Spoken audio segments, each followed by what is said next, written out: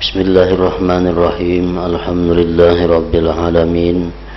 Wa bihi nasta'in ala umurid dunya waddin. Wassalatu wassalamu ala asyrafil anbiya wal mursalin sayyidina Muhammadin wa ala alihi wa sahbihi ajma'in. Qala al-musannif al-imam Muhammad bin Muhammad al-Ghazali rahimahullah wa nafa'ana bi ulumih. Al-aslu tsani anna al-hubba lamma kana tabi'an lil idraki wal ma'rifah inqasama la mahalata bihasabi inqisabil mudrakati wal hawas. Falikulli hasatin idrakun naw'i minal mudrakat walikulli wahidin minha lazzatun bi ba'dil mudrakat walittabi'i bisababi tilkal lazzati mailun ilaiha fakanat mahbubatin inda tabi'is salim. Falazzatul aini bil ibsar wa idrakil mubsaratil jamilati was suwaril malihatil hasanatil mustalazzah. Walazzatul uzun bin nagamatit tayyibatil mawzunah walazzatus syammi bir rawaih tayyibah walazzatul zawqi bit tu'um walazzatul lamsi fil ai bil lini wan nu'umah. Walamma kanat hadhil mudrakatu bil hawasi mulizzatan kanat mahbubatan ay kana litabi'is salim mailun ilaiha hatta qala Rasulullah sallallahu alaihi wasallam hubbiba ilayya min dunyakum salas at-tib wan nisa wa ju'ila qurratu aini bis salah ila akhirih.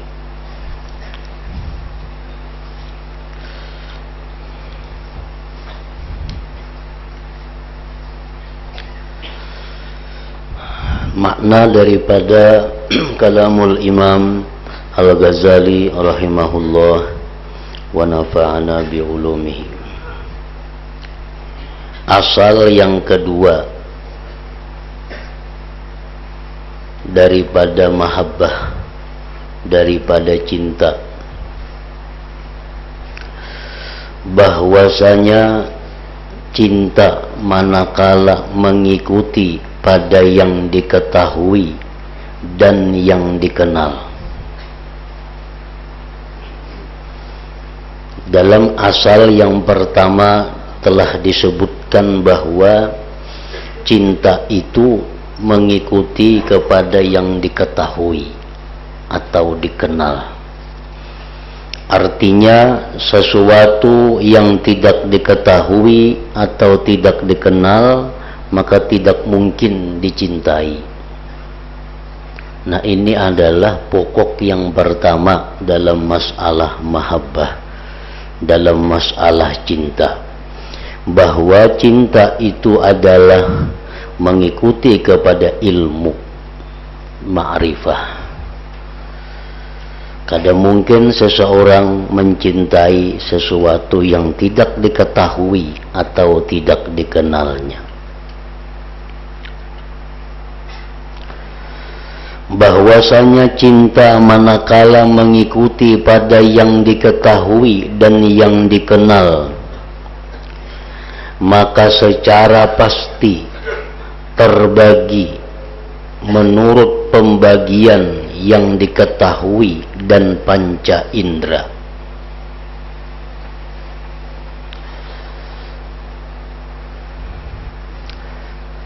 Sebab untuk mengetahui sesuatu itu diperlukan panca indera. Jadi berapa macam ada panca indera, maka berapa macam itulah sumber datangnya cinta. Berapa macam hawasul panca indera kita, maka dari situ bermacam-macamlah datangnya mahabbah tadi. Maka secara pasti terbagi itu mahabbah, itu cinta menurut pembagian yang diketahui, yang dikenal dan panca indera.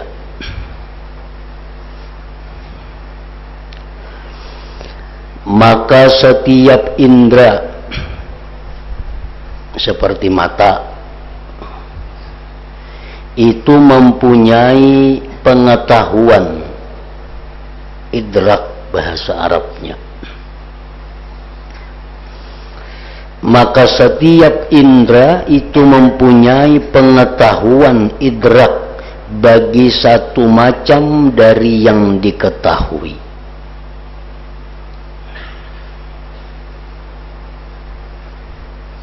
Dan pada setiap yang diketahui mempunyai kelezatan pada sebagian yang diketahui, dan pada setiap tabiat dengan sebab kelezatan itu ada kecenderungan kepadanya. Setiap indera seperti mata itu dia mengetahui sesuatu. Dengan mata kita mengetahui sesuatu, dengan telinga kita mengetahui sesuatu, dengan penciuman kita mengetahui sesuatu, dengan perasaan kita mengetahui sesuatu. Maka sesuatu yang diketahui oleh panca indera itu lezat, sesuatu yang diketahui oleh panca indera itu nyaman, maka tabiat diri kita condong kepadanya. Condong kepadanya.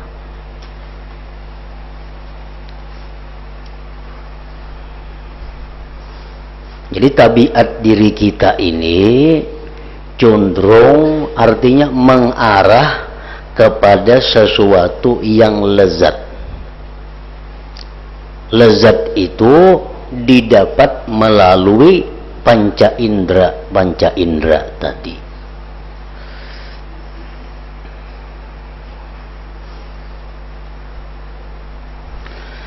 Maka setiap yang diketahui kelezatannya itu dicintai menurut tabiat yang sihat.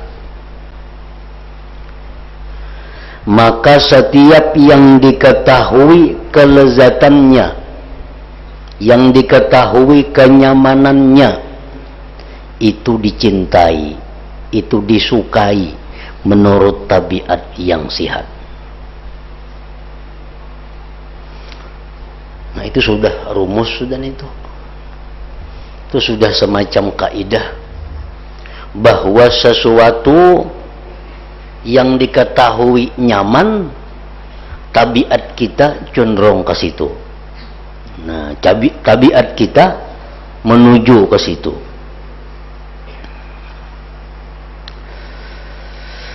Maka kelezatan mata itu pada memandang. Kelezatan mata itu hanya untuk memandang, mengetahui apa yang dilihat yang cantik dan bentuk-bentuk rupa-rupa yang manis, yang bagus dan melezatkan. Ada kelezatan yang didapat melalui mata. Kapan itu terjadi? Di waktu mata memandang sesuatu. Di waktu mata memandang sesuatu bentuk rupa yang manis, yang baik. Nah, di situ ada kelezatan didapat. Kelezatan telinga itu pada lagu-lagu yang merdu, yang berirama nadanya.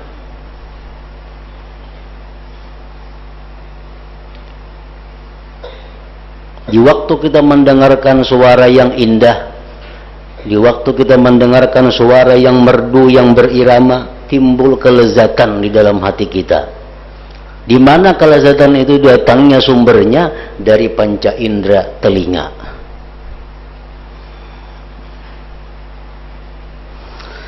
Dan kelezatan mencium pada bau-bauan yang harum. Kita cinta ketujuh lawan minyak harum. Kenapa? Karena itu nyaman. Di mana sumbernya? Panca indera penciuman. Kelezatan indera rasa itu pada makanan-makanan dan kelezatan. Kita ketujuh masakan ini, ketujuh minuman ini. Kenapa? Karena nyaman. Di mana datangnya nyaman itu? Melalui indera rasa. Dan kelezatan indera sentuhan itu pada kelembutan dan kehalusan.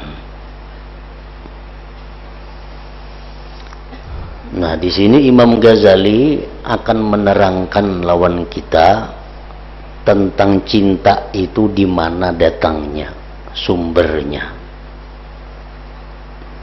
Supaya kita kada salah dalam mencintai Allah. Kalau mencintai harum-haruman itu sumbernya dari panca indera hidung, karena nyaman dicium.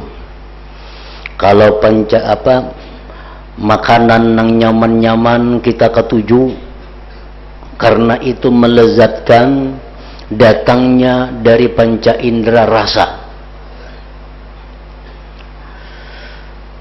Sesuatu yang bagus, yang cantik, yang tampan, yang indah, itu menyenangkan, melezatkan dipandang mulih mata. Dari mata sumbernya cinta itu.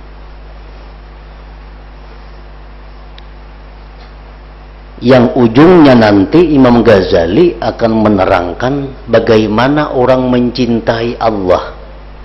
Sedangkan Allah kada bisa dilihat dengan mata, kada bisa didengar dengan telinga, kada bisa dicium dengan penciuman, kada bisa diraba dengan indera sentuhan. Tapi orang bisa mencintai Allah. Nah, dari indera mana datangnya cinta kepada Allah itu? Nah, itu inti yang akan dibahas oleh Imam Ghazali. Tapi beliau mulai daripada yang zahir-zahir, mulai daripada yang nampak, yang masuk dalam akal kita.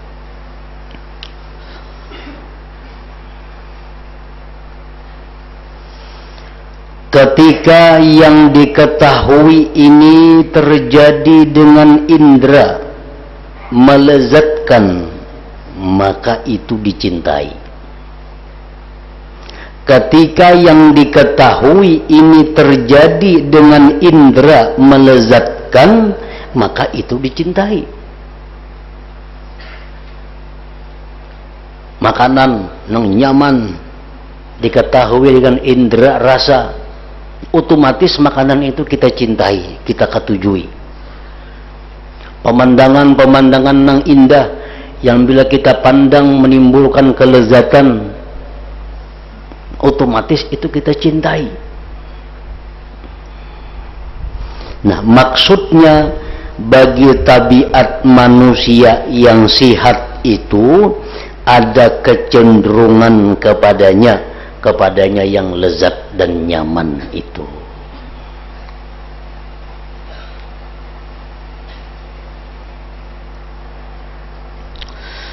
Sehingga Rasulullah sallallahu alaihi wasallam bersabda, hubbiba ilayya min dunyakum salasun, at-tibu wan nisa'u wa ju'ila qurratu aini fis salah. Ini Nabi kita bersabda, ujar Sidin, dicintakan kepadaku dari duniamu itu 3 perkara. Jadi jar Nabi, dalam dunia ini ada 3 yang aku cintai, yaitu harum-haruman. Jadi kita sangat suka dengan yang sifatnya harum.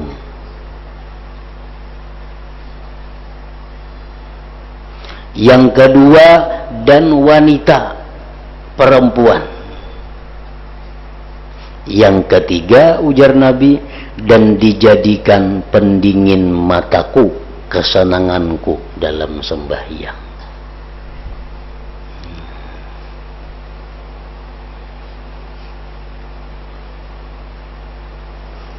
Artinya apa? Aku jeung Nabi katuju cinta lawan harum-haruman. Aku suka cinta dengan perempuan.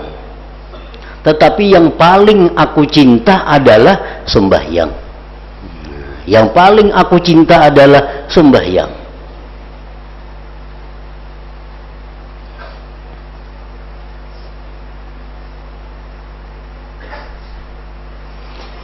Harum-haruman itu disebut dicintai oleh Nabi. Dan sebagaimana dimaklumi bahwa bagi mata dan telinga pendengaran itu tidak ada bagian padanya. Urusan harum-haruman ini mata kada ada jatah. Mata kada membedakan mana nang harum mana nang kada. Telinga sama, kada kau membedakan mana nang harum mana nang kada. Akan tetapi bagi indera pencium saja, yang mengetahui ini harum ini kada adalah indera pencium.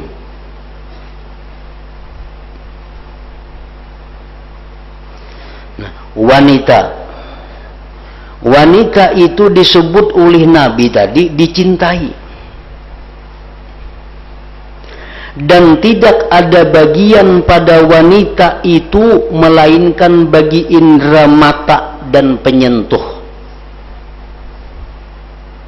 Sumber datangnya kenapa cinta kepada perempuan itu dari panca indera mata dan penyentuh. Tidak bagi indera pencium, perasa dan pendengaran.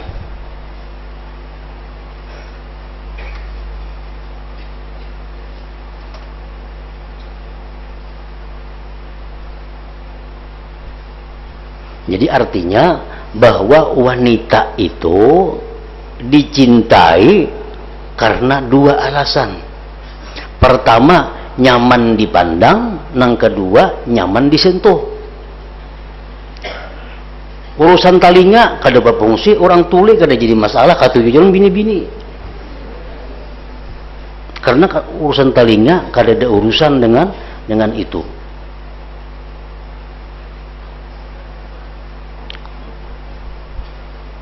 Nah, yang ketiga, Rasulullah menyatakan dan salat, nah salat sembahyang disebut pendingin mata.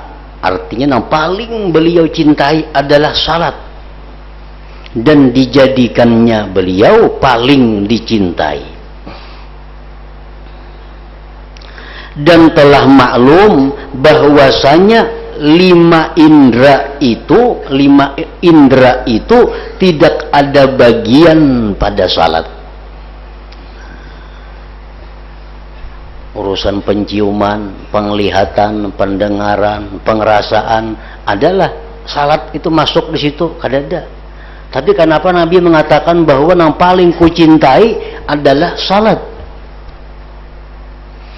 Nah, ini menunjukkan bahwa berarti ada sumber cinta dari bukan indera yang lima itu. Ini menunjukkan bahwa ada sumber cinta yang tersembunyi yang bukan dari datang dari panca indera yang lima. Buktinya sembahyang. Sembahyang adalah urusannya lawan mata, lawan telinga, lawan pencium, lawan rasa, lawan raba, kada ada. Tapi Nabi sembahyang itulah yang paling kucintai dibanding wanita dan harum-haruman tadi.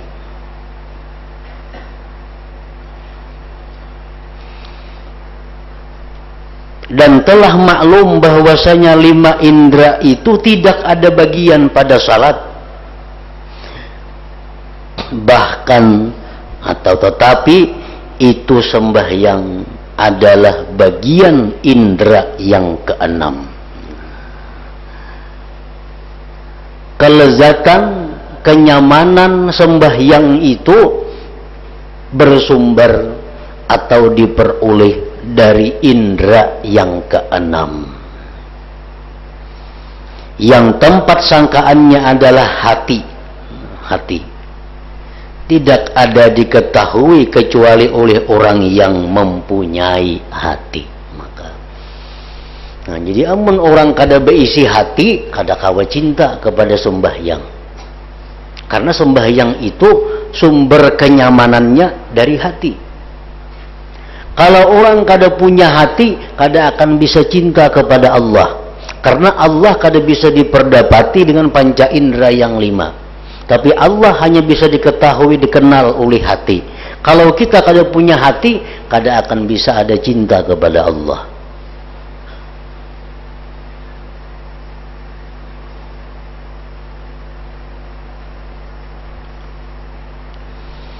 Nah, jadi seapa hati kita ganalnya, seapa hati kita tahunya kepada Allah, saitulah kita bisa cinta kepada Allah. Seapa hati kita ada, seapa ada hati kita ganalnya, saitulah hati kita bisa cinta dengan sembahyang itu. Sesuatu yang kita cintai itu akan menghilangkan kesusahan. Sesuatu yang kita cintai itu akan menghilangkan penderitaan. Contohnya, orang sakit. Lalu si sakit ini cinta lawan sesuatu. Datang sesuatu itu, nah maka rasa sakitnya pun akan hilang. Kenapa? Karena kuatnya cinta kepada sesuatu itu. Orang dalam kesusahan, dalam keadaan pikiran kada karuan, datang ada orang yang dicintainya, otomatis itu hilang. Nang dalam pikirannya cuma adalah orang yang dicintainya. Nah, itulah sembahyang. Berhubung sembahyang itu paling dicintai Nabi, maka setiap kali Nabi mengalami masalah, setiap kali Nabi mengalami kesulitan, badara ila shalah, Nabi segera sembahyang. Nah, ini bagi Nabi kita sembahyang itu paling dicintai sih dia. Jadi kesusahan apapun yang datang kepada Nabi, bila sih dia sembahyang lapang.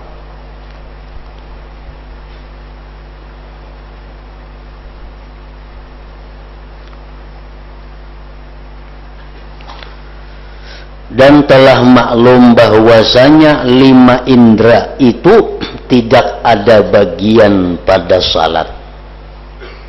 Bahkan itu, tetapi itu sembahyang adalah bagian indera yang ke-6 yang tempat sangkaannya adalah hati. Tidak dapat diketahui kecuali oleh orang yang mempunyai hati. Kalau kita ini ketujuh lawan sembahyang, bila sembahyang nyaman, cinta lawan sembahyang, itu menunjukkan kita mulai punya hati. Nah, karena kenyamanan sembahyang itu hanya bisa didapat melalui indera hati. Namun kita rasa berat sembahyang, rasa kulir sembahyang, rasa malas sembahyang, itu wajar. Karena sembahyang ini kenyamanannya kada kawat dirasa dengan panca indera yang 5. Jadi kalau kita malas sembahyang berat, itu menunjukkan kita tidak mempunyai hati. Tidak dapat diketahui kecuali oleh orang yang mempunyai hati. Kelezatan kelima indera itu bersamaan padanya binatang akan manusia. Kalau soal panca indera yang 5, sama aja manusia dengan sapi. Sapi ada punya panca indera yang 5. Jadi kalau kita hanya dapat kelezatan dari panca indera yang 5 aja, nang lain kadada, sama dengan binatang. Kelezatan kelima indera itu bersamaan padanya binatang akan manusia. Maka jikalau kecintaan itu terbatas pada apa yang diketahui oleh panca indera, sehingga dikatakan bahwasanya Allah Ta'ala itu tidak dapat diketahui dengan indera dan tidak dapat dicontohkan dengan khayal, maka Allah itu tidak bisa dicintai. Maka dengan demikian maka dengan demikian maka batallah kehususan manusia dan sesuatu yang dapat membedakan manusia daripada indera keenam yang diibaratkan darinya ada kalanya dengan akal atau nur atau dengan hati atau dengan apa yang engkau kehendaki dari ibarat-ibarat lainnya. Maka tidak ada yang menyempitkan padanya dan jauh yang demikian itu. Jadi ada orang berpendapat bahwa Allah tuh kadang-kala dicintai. Allah tuh kadang-kala dicintai. Kenapa Allah kadang-kala dicintai? Karena yang dicintai itu nang kawa dihasilkan oleh panca indera. Sedangkan Allah di luar panca indera kita. Jadi kita kadang-kala mencintai Allah. Nah, pendapat semacam ini adalah pendapat manusia yang kadada bedanya dengan perasaan dengan tingkatan binatang. Binatang hanya mencintai hal-hal yang sifatnya terjangkau oleh panca indera.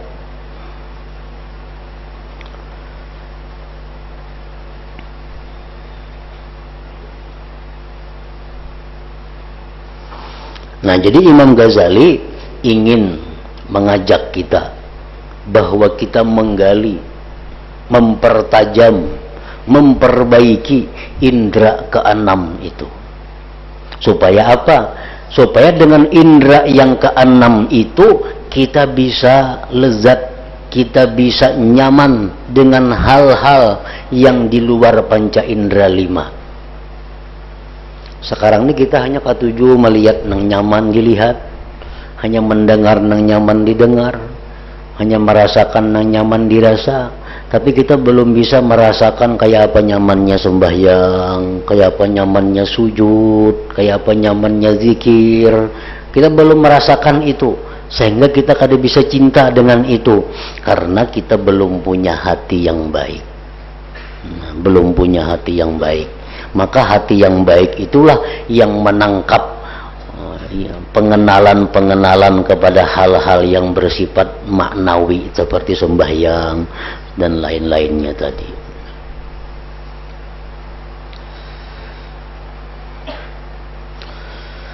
Kemudian mata hati batin itu lebih kuat daripada pandangan mata zahir.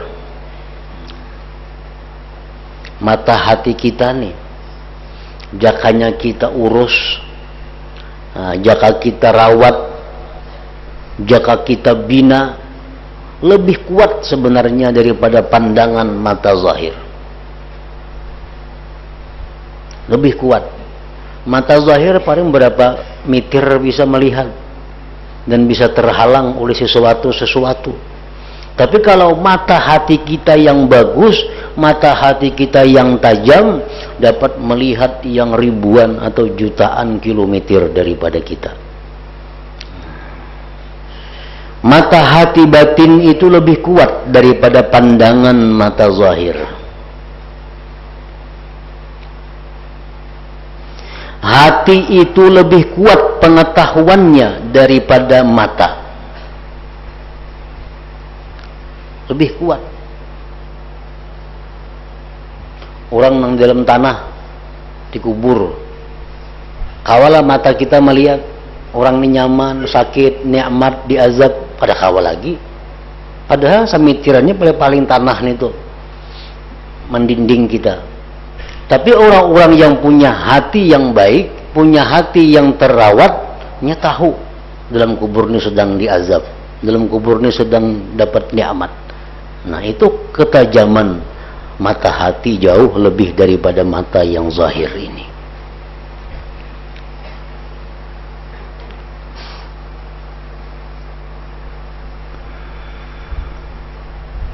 Oleh karena itu, mata zahir ini lemah. Kadakawa mata zahir ini untuk menyaksikan sesuatu yang berhubungan dengan Allah. Kada bisa di dalam dunia ini mata kita musyahadah kepada Allah, kada bisa, karena mata zahir ini lemah.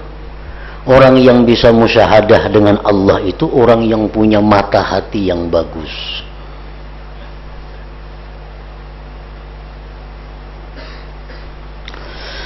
keindahan ma'ani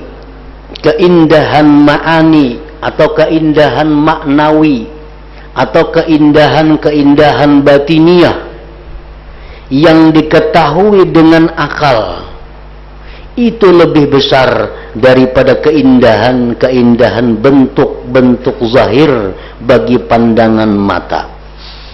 Maka dengan pasti kelezatan hati itu dengan apa yang diketahuinya dari perkara-perkara ketuhanan yang mulia yang sulit diketahui oleh indera itu lebih sempurna dan lebih berhasil. Maka kecenderungan tabiat manusia yang selamat dan akal yang sihat kepadanya itu lebih kuat. Nah, kelezatan maknawi yang hanya bisa didapat melalui hati atau akal itu lebih lezat daripada kelezatan yang zahir. Kelezatan maknawi, kadang-kadang orang berpikir memikirkan sesuatu yang inya belum mengerti,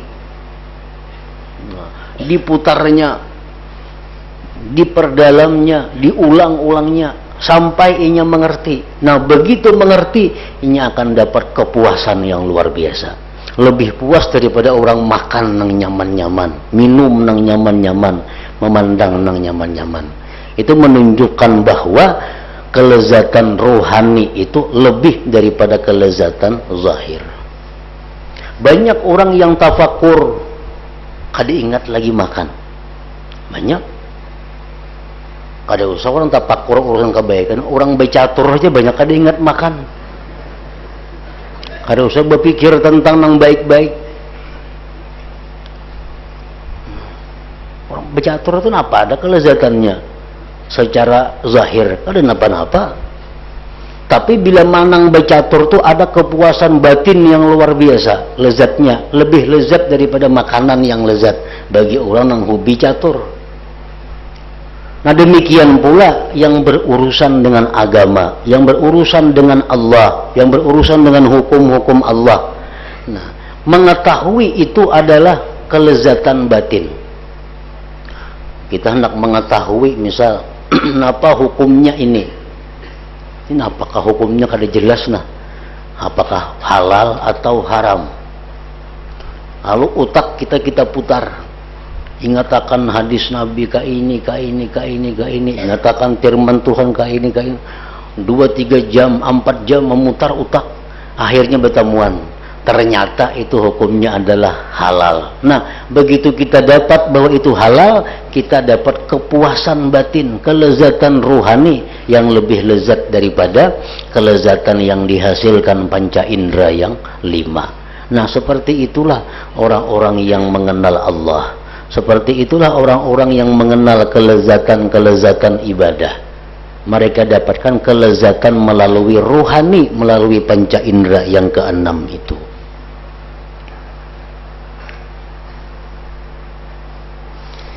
Dengan demikian maka tidak mengingkari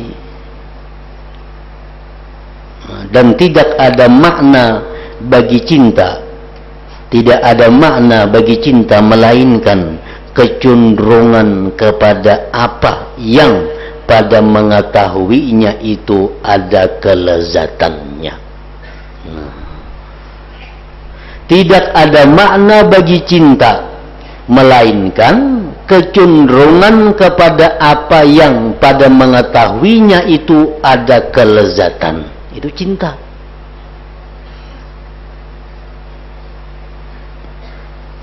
Jadi apa arti cinta? Nah, itu arti cinta ta'rifnya. Kecenderungan hati kepada sesuatu yang melezatkan. Nah, itulah arti cinta. Sebagaimana yang akan datang penguraiannya. Nah, jadi dengan demikian maka tidak mengingkari, tidak menentang kecintaan kepada Allah Ta'ala, kecuali orang yang duduk dengannya kekurangan pada derajat binatang, maka ia tidak melewati sama sekali pada pengetahuan indera yang 5. Jadi kalau orang hanya bisa mengelola, bisa merawat, bisa merasakan 5 panca indera, orang ini kada akan bakal bisa mencintai Allah, kada akan bisa mencintai sembahyang, kada akan bisa mencintai membaca Al-Quran, kada akan bisa mencintai zikrullah. Kenapa? Karena hal-hal itu kada bisa didapat dengan panca indera yang 5. Nah, tetapi kalau kita ini ada mempunyai indera yang ke-6 yang disebut dengan ainul basirah atau mata hati atau akal atau nur ngarannya. Nah, bila kita ada punya itu, kita akan bisa mencintai Allah, kita akan bisa mencintai sembahyang, bisa mencintai zikrullah, bisa mencintai ibadah. Sebesar apa kita punya itu, sebesar itulah cinta kita kepada yang tersebut tadi. Nah, inilah yang kedua daripada pokok pengertian mahabbah, cinta itu pada dasarnya. Nah, kemudian asal yang ketiga pula.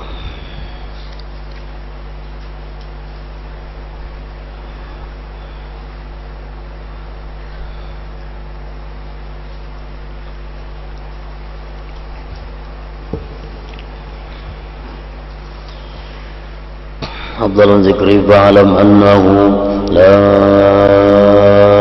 إله إلا الله محمد رسول الله لا إله إلا الله محمد رسول الله لا إله إلا الله محمد رسول الله لا إله إلا الله لا إله إلا الله لا إله إلا الله لا إله إلا الله لا إله إلا الله الله الله الله الله الله الله الله الله الله الله الله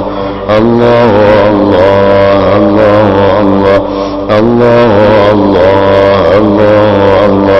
الله الله الله الله لا إله إلا الله محمد رسول الله لا إله إلا الله محمد رسول الله لا إله إلا الله محمد رسول الله لا إله إلا الله الفاتحة. إياك نعبد وإياك نستعين اهدنا الصراط المستقيم غير المغضوب عليهم. فيا أيها الرجل منه شفاعة صلوا عليه سلموا تسليما اللهم صل وسلم وبارك